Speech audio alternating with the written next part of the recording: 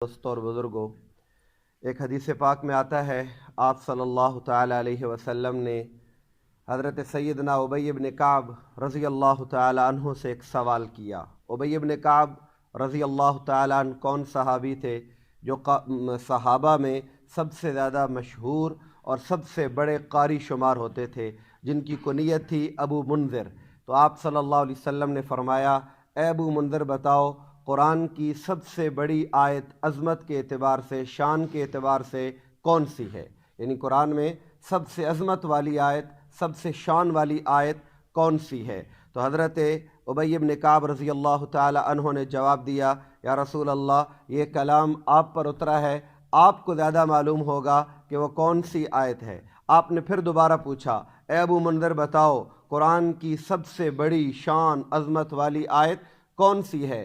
फिर हज़रत उबई इब्न काब रज़ी अल्लाह ताला अन्हु ने यही जवाब दिया। और इनकी बात बताने से पहले ये भी बता दूं, उबई इब्न काब रज़ी अल्लाह ताला अन्हु वो सहाबी हैं जिनको आप सल्लल्लाहु अलैहि वसल्लम ने फरमाया था, ए उबई तुम कुरान पढ़ो, मैं तुम्हारा कुरान सुनूं। मुझे अल्लाह तबारक व तआला ने हुक्म दिया है। उबई इब्न काब रज़ी अल्लाह ताला अन्हु का, या रसूल अल्लाह, क्या अल्लाह ने मेरा नाम लेकर कहा है। आप सल्लल्लाहु अलैहि वसल्लम ने फरमाया, नाम अल्लाहु सम्माक, अल्लाह ने तेरा नाम लेकर कहा है। तो उबई इब्न काब रज़ी अल्लाह ताला अन्हु ऐसे सहाबी हैं। इनसे दोबारा आप सल्लल्लाहु अलैहि वसल्लम ने पूछा, ए उबई बताओ कुरान की कौन सी आयत सबसे अज़मत वाली है।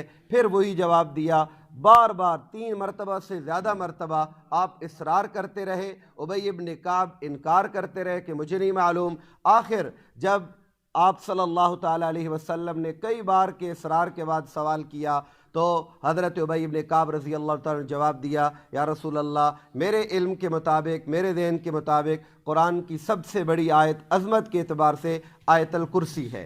तो आप सल्लल्लाहु अलैहि वसल्लम ने क्या जवाब दिया। आपने फरमाया, लियहनिकल इल्म या अबल मुंज़िर, ए अबू मुंज़िर तेरा इल्म तुझे मुबारक हो, तुमने बिल्कुल सही जवाब दिया कि आयतल कुर्सी कुरान पाक की आयतों में सबसे बड़ी अज़मत वाली आयत है। हुरूफ के एतबार से नहीं, हुरूफ के एतबार से सूरह बकरा की 282 नंबर आयत वो सबसे लंबी है कुरान पाक की। शान के एतबार से, मकाम के एतबार से, अज़मत के एतबार से कुरान की आयतों में सबसे अज़मत वाली आयत वो आयतल कुर्सी है। इसके अंदर तकरीबन 192 हुरूफ हैं, 192 हुरूफ हैं। और जो इसकी तिलावत करेगा, जिस तरह के हदीस पाक में आता है कि एक हर्फ पे अल्लाह 10 नेकियां अता करते हैं, तो अगर 192 हुरूफ पढ़ लिए तो इसका मतलब 1920 नेकियां एक मरतबा आयतल कुर्सी पढ़ने पर अल्लाह उसको अता फरमा देते हैं। और कुरान और हदीस का अगर मुताला किया जाए तो हमें ये बात मालूम होती है कि इंसानों और जानवरों के अलावा भी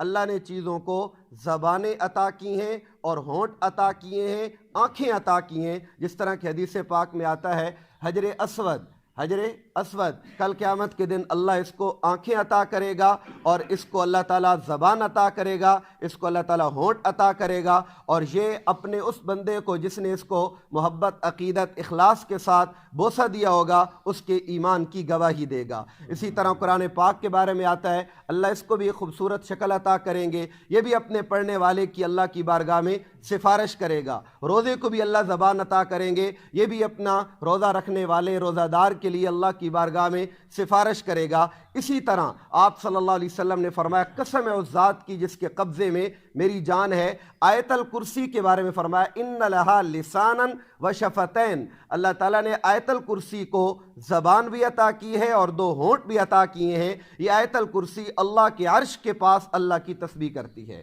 अल्लाह पाक कल क़यामत के दिन हमें इसकी ज़बान भी दिखा दे और इसके होंठ भी दिखा दे तो अल्लाह तबारक व तआला की ज़ात से कोई मुश्किल बात नहीं है, तो अल्लाह तबारक व तआला दिखा भी देगा। तो बहरहाल ये आयतल कुर्सी इतनी अज़मत वाली है, शान वाली है, पढ़ने वाले के लिए भी अल्लाह तबारक व तआला बहुत ज़्यादा बरकत अता फरमाते हैं और उसके लिए हिफाजत का सामान बनाते हैं। बहुत सारी अहादीस में ये बात आती है कि आयतल कुर्सी अपने पढ़ने वाले के लिए अल्लाह तबारक व तआला की तरफ से एक बहुत बड़ी पहरेदार है, बहुत बड़ी मुहाफ़िज़ है। हर किस्म की आफात बलियात से, शैतानियात से, नज़र बद से, जादू और टोने से, हर किस्म के काले पीले नीले जादू से हिफाजत का बहुत बड़ा ज़रिया आयतल कुर्सी है। और इस पर बुखारी शरीफ की एक मशहूर हदीस भी है कि आप सल्लल्लाहु अलैहि वसल्लम ने अबू हुरैरा रज़ी اللہ تعالیٰ عنہ کو فطرانے کے غلے پر مقرر کیا تھا پہرے کے طور پر، تو رات کو یہی شیطان جو جن کی صورت میں تھا اس وقت انسانی صورت میں آیا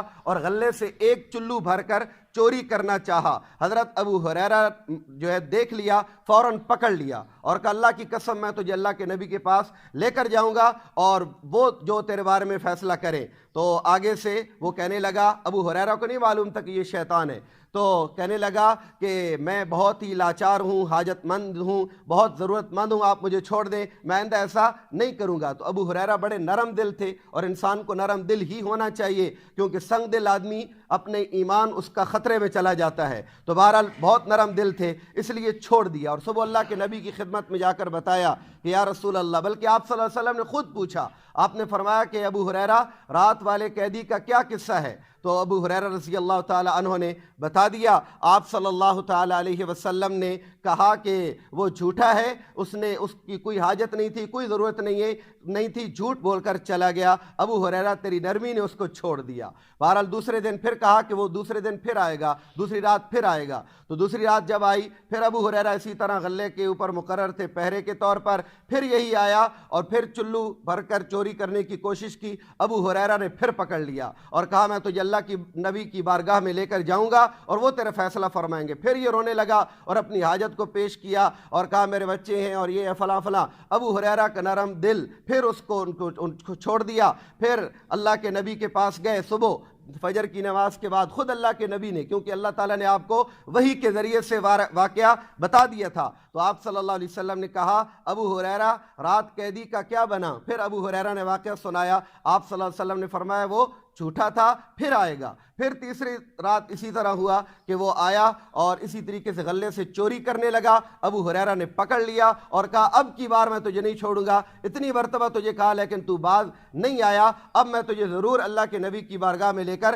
جاؤں گا، وہ تیرے بارے میں فیصلہ کریں گے۔ تو وہ کہنے لگا، پھر اسی طرح اپنی حاجت اور اپنی ضرورت پیش کرنے لگا۔ ابو ہریرہ نے کہا اب میں نہیں چھوڑوں گا، اب تو نے بار بار کے ٹوکنے کے باوجود یہ کام کیا ہے، نہیں چھوڑوں گا۔ پھر وہ کہنے لگا اچھا میں تمہیں ایک ایسی بات بتاؤں گا، مجھے چھوڑ دو جو تمہیں دنیا میں بھی نفع دے گی اور آخرت میں بھی نفع دے گی۔ ابو ہریرہ علم کے بڑے حریص تھے، کہا اچھا اگر ایسی بات معلوم ہو جائے پھر میں تجھے چھوڑنے کے لیے تیار ہوں۔ کہا وہ بات یہ ہے کہ رات کو بستر پر جانے سے پہلے تم ایک دفعہ آیت الکرسی پڑھ لو، پوری رات اللہ کی رحمت کا فرشتہ وہ تمہاری حفاظت پر معمور رہے گا اور کوئی شیطان کوئی جن تمہارے قریب نہیں آ سکے گا، تمہیں نقصان نہیں پہنچا سکے گا، پوری رات اللہ کی حفاظت رہے گی، فرشتہ جائے گا نہیں اور شیطان آئے گا نہیں۔ تو صبح ہوئی، آپ صلی اللہ علیہ وسلم کے پاس آئے تو آپ صلی اللہ علیہ وسلم نے پھر وہی سوال کیا کہ رات کے قیدی کا کیا بنا؟ تو آپ صلی اللہ علیہ وسلم کو بتایا یا رسول اللہ اس طرح کی فائدے والی بات اس نے مجھے بتائی، میں نے اس کو چھوڑ دیا۔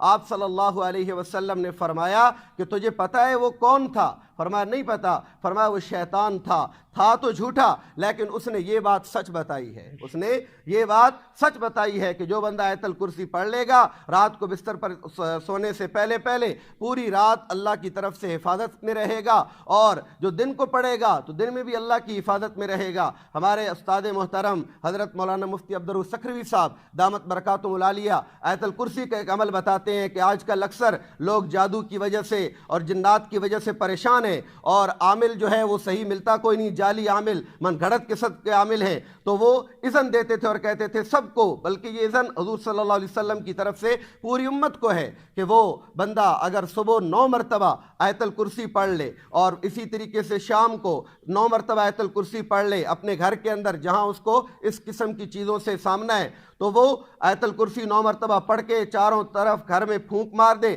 اپنے ہاتھوں پر پھونک مار پر اپنے جسم پر پھیر لے، 21 دن تک یہ عمل کرے گا، انشاءاللہ ہر قسم کا کالا پیلا نیلا جادو اس کے سامنے ٹھہر نہیں سکے گا، اللہ پاک اس کو جڑ سے ختم فرما دیں گے۔ اور میں نے بھی کافی حضرات کو یہ عمل بتایا جو ان چیزوں کی وجہ سے کافی پریشان تھے، اللہ تبارک و تعالیٰ نے ان کو ان چیزوں سے محفوظ فرمایا، جن کے گھروں میں خون کے چھینٹے جادو کی وجہ سے پڑتے تھے یا قمیصیں کاٹ لی جاتی تھیں، تو اللہ تبارک و تعالیٰ نے اس آیت کی برکت سے ان کی حفاظت فرمائی۔ آپ لوگ بھی اس کو اپنے عمل میں لے کر آئیں اور ہر صبح ہر شام اسی طریقے سے پڑھے، اس کا 9 کے عدد کا اس میں خاص دخل ہے۔ ویسے بندہ اپنے طور پر 3 مرتبہ 1 مرتبہ آیت الکرسی پڑھتا رہتا ہے، لیکن اس عمل کے لیے خصوصی طور پر 9 کا عدد جو ہے وہ صحیح طور پر کار فرما ہے۔ اللہ سے دعا ہے اللہ تبارک و تعالی ہم سب کو اپنی حفاظت نصیب فرمائے۔